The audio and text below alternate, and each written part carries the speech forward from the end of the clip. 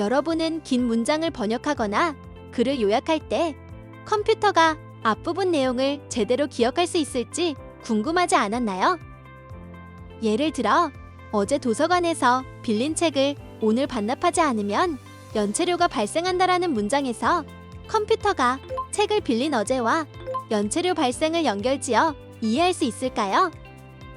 기본 RNN은 이렇게 멀리 떨어진 단어 간 관계를 기억하기 어려운 장기 의존성 문제가 있습니다.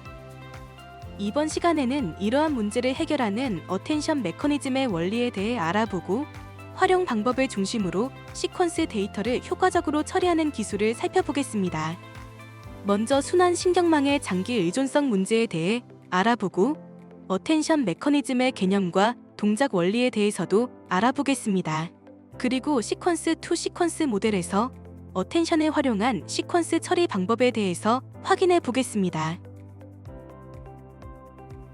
이번 시간에는 순환 신경망의 대표적인 문제인 장기 의존성 문제에 대해서 설명을 드리고 이것을 해결하기 위한 하나의 방법인 어텐션, 집중 메커니즘에 대해서 설명드리도록 하겠습니다. 먼저 순환 신경망의 장기 의존성 문제에 대해서 설명드리도록 하겠습니다. 장기 의존성 문제란 순환 신경망에서 순환 신경망의 특성상 입력이 있을 때 데이터들이 다 이렇게 쪼개져 가지고 입력으로 들어오죠. 그 다음에 중간 W가 곱해져서 중간 특징값을 얻고 그게 이제 다음 입력에 대해서 다시 다음 단계로 전달이 되는데 이렇게 계속 전달이 되는데 이때 처음에 초기에 등장했던 그런 단어들에 대한 정보는 전달이 계속 되면서 새로운 값들이 계속 덮어 씌우는 거죠. 새로운 값들, 새로운 정보들과 합쳐지는 과정에서 초기의 정보들에 대한 것을 잘 기억하지 못해서 성능이 떨어지는 그런 문제를 의미합니다. 장기 의존성 문제를 예를 들어 살펴보면 다음과 같습니다. 예를 들어 이렇게 긴 문장이 있다고 봅시다. 나는 저번 주에 해외 출장을 다녀왔는데 출장을 다녀오자마자 가족과 영화를 보고 어제는 밤을 새며 공부를 하였더니 오늘 너무 피곤하다. 이때 피곤하다. 누가 피곤한 것일까요? 맨 처음에 등장한 단어 나는과 피곤하다가 연결이 되겠죠. 여기에서의 핵심은 중간에 뭐 이것저것 해서 그래서 나는 피곤하다. 나는 피곤하다는 게 핵심입니다. 그런데 이렇게 멀리 떨어져 있으니까 이게 순환신경망 RNN의 입력으로 들어가서 동작할 때 이게 전부 이렇게 끊어져서 입력으로 RNN에 들어가겠죠. 그러다 보면 나는에 대한 정보가 계속 전달되면서 W가 곱해지고 그 다음에 다음 단어들의 영향을 계속 받아가지고 합쳐지는 과정에 정보가 좀 사라진다라는 거죠. 그래서 RNN은 피곤하다라고 했을 때 누가 피곤한지, 무엇이 피곤한지 이런 것들을 잘 모르는 그러한 문제가 발생할 수 있습니다. 시퀀스 투 시퀀스 구조에서도 비슷한 문제가 발생하는데요. 시퀀스 투 시퀀스 구조는 입력이 있을 때 예를 들어 번역한다 라고 하면 많은 입력을 받고 그 다음에 압축된 하나의 특징을 이용해서, 마지막 특징을 이용해서 다시 이것을 많은 단어를 생성하면서, 예측하면서 이런 식으로 프랑스어를 영어로 번역하고 채팅을 한다. 그럼 질문을 가지고 그것에 대한 답을 내고 이렇게 동작한다고 말씀을 드렸었죠. 이러한 시퀀스 투 시퀀스에서도 이렇게 시퀀스 투 시퀀스가 동작할 때 긴 문장이 입력으로 들어오면 여기에 입력 문장에 대한 정보를 모두 담고 있어야 됩니다. 그 다음에 이걸 이용해서 모든 단어들을 알맞은 문장으로 번역을 한다든지 계속 예측을 해야 되는 거죠. 그런데 이때 문장이 길수록 정보를 하나에 이렇게 인코딩, 압축하기가 굉장히 어렵고 정보 손실이 발생하게 됩니다. 그래서 제대로 된 번역을 못하는 그런 문제가 발생하게 됩니다. 이러한 문제를 해결하기 위해 나온 것이 바로 어텐션, 한국어로 바꾸면 집중 메커니즘입니다. 이러한 어텐션 메커니즘은 어떻게 동작하냐? 라고 하면 모든 정보를 동일하게 여기지 않고 중요한 정보에 더 집중해서 정보를 다루자라는 것이 어텐션 메커니즘의 핵심입니다. 예를 들어서 보시는 것처럼 각각의 특징 벡터들이 있습니다. 여기서 벡터라는 것은 숫자의 나열을 의미합니다. 그러니까 특징들이 숫자로 되어 있는 것이다 라고 보시면 되죠. 그냥 숫자라고 보시면 됩니다. 이렇게 특징 값들을 나타내는 게 있습니다. 이거를 합쳐서 서로 다른 특징을 합쳐서 값을 이용할 때 원래는 3분의 1씩 3분의 1의 가중치로 이 정보, 이 특징 값, 이 특징 벡터 모두 같은 말입니다. 이거를 3분의 1 반영하고 이거를 3분의 1 반영하고 이거를 3분의 1 반영해서 하나로 이렇게 값을 얻었습니다. 그런데 그러지 않고 보니까 중간값이 중요해 라는 거죠. 그러면 3분의 1씩 반영하지 않고 얘가 더 중요하고 얘는 중요도가 더 떨어지면 얘는 한 50% 반영하고 얘는 30% 반영하고 얘는 20% 반영해서 이걸로 값을 얻자 라는 겁니다. 중요한 것에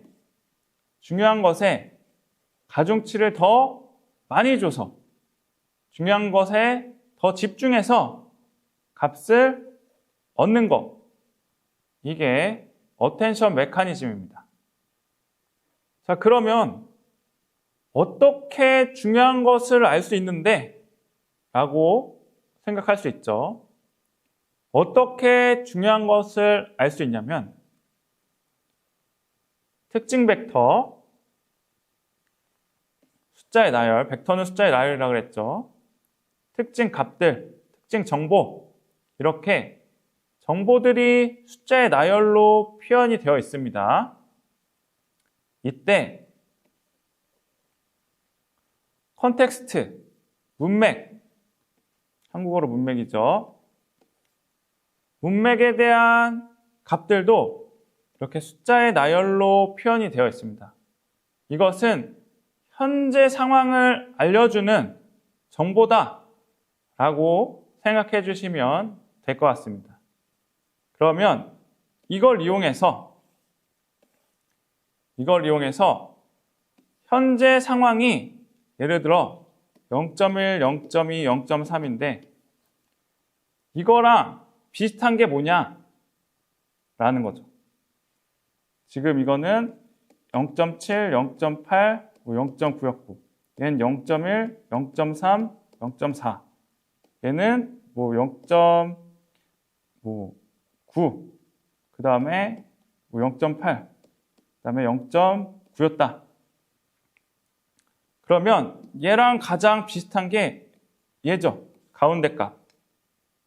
이걸 이용해서 비슷한 정도를 이용해서 가장 비슷한 거, 그 다음 비슷한 거, 그 다음에 가장 안 비슷한 거 이것을 이렇게 가중치로 바꿔서 사용하겠다라는 것입니다. 현재 상황을 이용해서 현재 상황에 대한 걸 이용해서 다시 정리하면 현재 상황과 가장 비슷한 거, 가장 중요한 거에 더 집중해서 정보를 합치겠다라는 겁니다. 구체적으로 예를 들어 살펴보면 이렇게 입력 문장들이 다 이미 있었습니다. 이때 이제 처음 시작해가지고 첫 번째 단어를 예측해야 되는데 먼저 시작이라는 벡터와 시작이라는 정보를 나타내는 특징 값들, 특징 벡터와 그 다음에 나머지 입력 벡터들의 유사도를 계산하는 거죠. 그래서 중요도를 값을 얻습니다. 아까 설명드렸던 것처럼 이 값이 0.1, 0.2, 0.3이다. 시작이라는 값이 이렇게 있었다. 그러면 나는에 대한 값, 학교에 대한 값, 간다에 대한 값이 있는데 이거를 가지고 비교하는 거죠. 이걸 고려해서 현재 상태를 고려해서 비교를 해가지고 이 수치 값들을 얻습니다. 뭘 더 집중해서 봐야 되느냐에 대한 수치 값들을 얻는 거죠. 그 다음에 이 얻은 수치 값들을 이용해서 하나의 값으로 합치잖아요. 이거는 0.5를 곱하고 이거는 0.1을 곱하고 여긴 0.1을 곱하고 여긴 0.25를 곱해서 다 더하는 방식으로 이렇게 하나의 벡터로 하나의 정보로 합칠 수가 있습니다. 이것을 가중합이라고 얘기하고요. 그러면 이 정보에는 지금 첫 번째 문장을 고려해서 첫 번째 단어를 고려해서 입력 중에서 얘 정보가 훨씬 많도록 이렇게 정보가 만들어지겠죠. 기존에는 맨 마지막 것만 이용해서 얘를 번역하였다면 이제 그러지 않고 첫 번째 입력 중에 첫 번째 거를 더 집중해서 봐서 이걸 이용해서 이제 번역을 할 수 있게 된 겁니다. 자, 그러면은 구체적인 예를 들어서 한번 설명드리도록 하겠습니다. 인코더 압축하는 거, 여기서 단어들을 I am a student 이렇게 영어 문장을 받고 이것을 스페인어로 이렇게 번역을 하겠다라는 예시입니다. 그럼 처음에 아까 말씀드렸던 것처럼 모든 단어를 입력으로 다 받죠. 그래서 중간 값들을 전부 저장을 하고 있는 겁니다. 중간 값, 이 입력에다가 W를 곱해서 나온 값, 이것을 특징 벡터, 히든 스테이트라고도 얘기하고요. 아무튼 중간의 값을 다 저장해서 가지고 있다가 처음에 이제 번역을 해야 돼 라고 하면은 이 처음에 스타트를 입력받았을 때 얻은 중간 값, 중간 정보값과 기존 값들을 비교를 해서 뭐가 더 중요한지에 대한 점수를 이렇게 얻는 겁니다. 네. 어떤 부분을 더 집중해야 되냐? 그러니까 이것을 어텐션 해야 되냐? 라고 얘기할 수 있죠.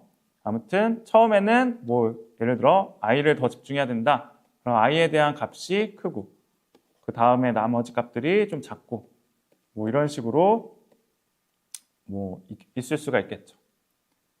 자, 그 다음에 그러면 이 스코어를 이용해서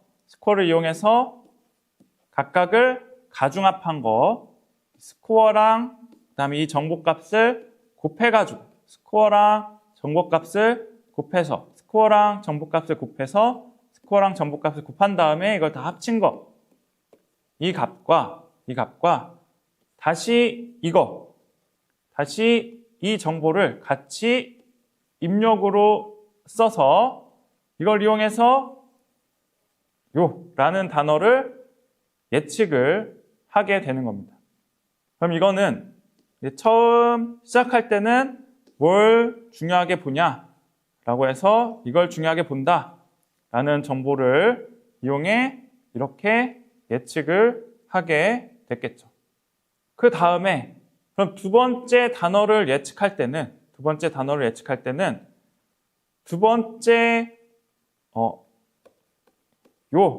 라는 게 입력됐을 때 얻은 값과 그 다음에 기존에 다 저장되어 있었던 입력에 대한 특징 벡터들 이걸 이용해서 다시 어텐션 메커니즘을 적용합니다. 어텐션 메커니즘은 이거랑 비교를 해가지고 뭐에 더 집중해야 돼? 현재 문맥상 현재 상황에서 뭐가 더 중요해? 라는 거죠. 이번엔 뭐 두 번째 게 더 중요해?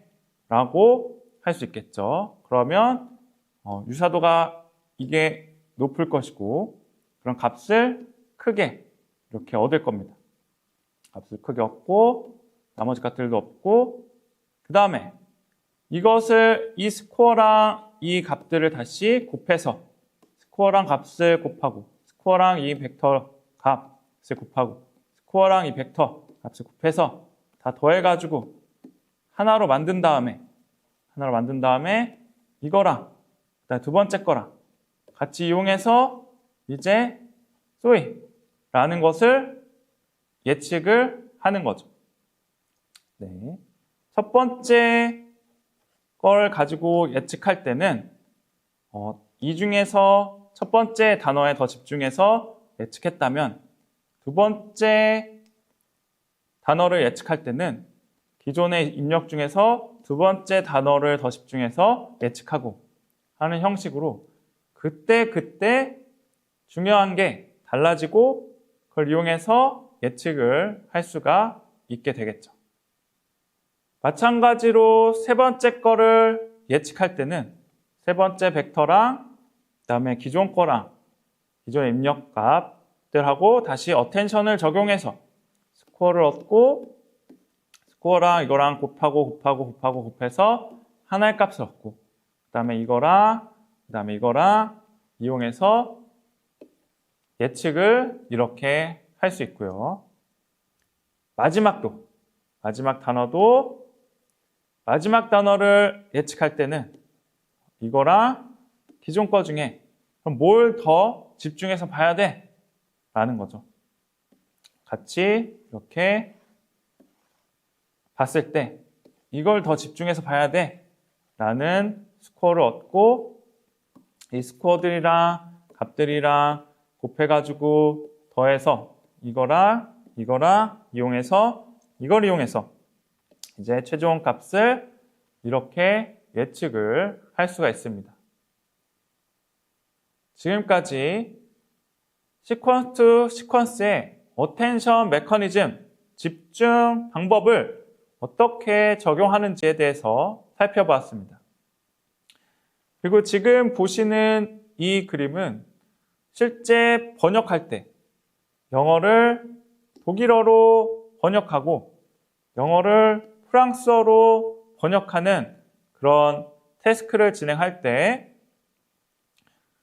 어텐션 메커니즘을 한번 적용을 해봤더니 그랬더니 실제 이코노믹, 경제라는 거죠. 이것을 번역할 때는 이러한 독일어의 경제랑 관련된 그런 단어들을 더 집중해서 보더라 라는 거죠. 그 다음에 최근 이런 단어를 번역할 때는 독일어의 비슷한 뜻을 가진 그러한 단어들을 더 집중해서 보았다라는 것을 의미합니다. 어텐션 스코어를 가지고 어텐션 점수가 크면 클수록 굵게, 그 다음에 작으면 작을수록 옅게 이렇게 표현해 봤더니 이러한 결과를 얻는 걸 볼 수가 있었습니다.